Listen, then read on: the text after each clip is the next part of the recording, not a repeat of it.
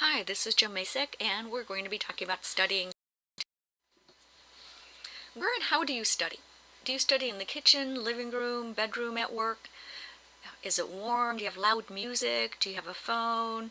Do you have materials that you need, a dictionary, a computer? Do you study alone or do you have a study buddy? It's not necessarily where you study, but look at the questions on the right. Do you get interrupted at the place that you study? Do you really study there? Are you getting interrupted? Do you have a lot of distractions? Is it a good place for you? Do you have the supplies that you need? Are you always looking for your dictionary or a computer or your book or pen or pencil? And do you have someone that you can study with, a study buddy? So whether you study in the kitchen or the living room or wherever, you also want to make sure that you have the proper materials. You have, of course, your book. Maybe you might want to have a dictionary with you or a computer or some other materials that you need that to study.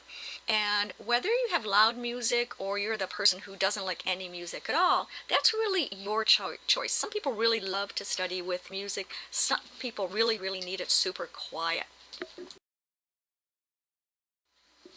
Here are some strategies for effective studying. Some locations can be to really like patterns. So when we are our mind is triggered with whatever we're usually doing in that location. So you always study at a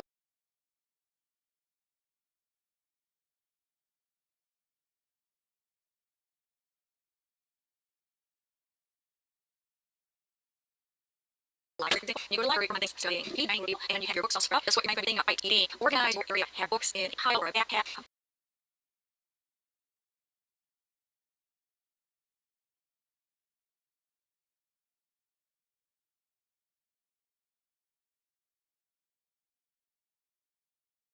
Dictionary, not to have my dictionary, do have a good dictionary, some dictionary, take on computerized dictionary, and pass, whatever works for you. Also, limit your distractions, put some away. I'm sorry, right?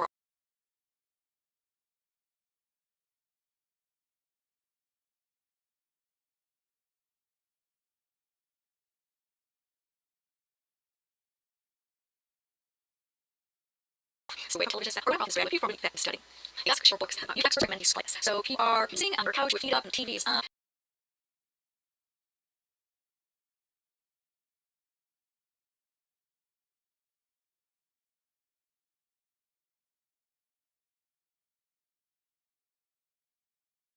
and it's more, you say meal, well, you probably will sleep, but if you're sitting at a desk as more work, study oriented, then you kind of think you get the mood of, I'm going to study. Then you line your couch.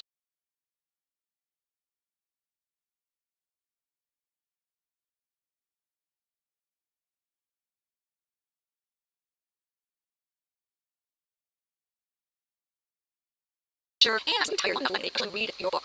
And think about your time. What does this mean? Rather than staying, I'm studying all night long for 16 minutes, nobody's, well, that's really difficult.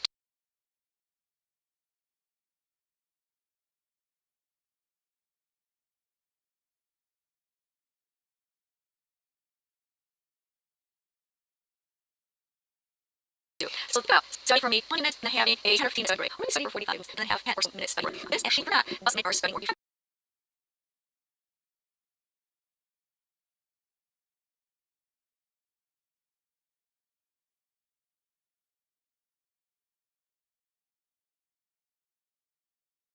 We're focusing on what we're reading or rather than forcing ourselves to read pointlessly and then I have to remember this. So if you find out you're reading the same over and over again, you're tired, well, that's kind of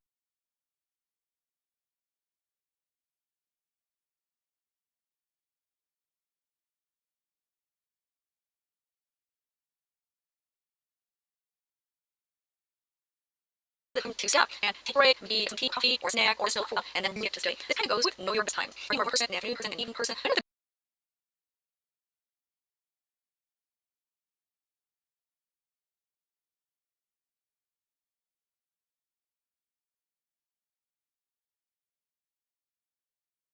This time where you can have more energy. We're all here for being people, here at night, or energy in the morning.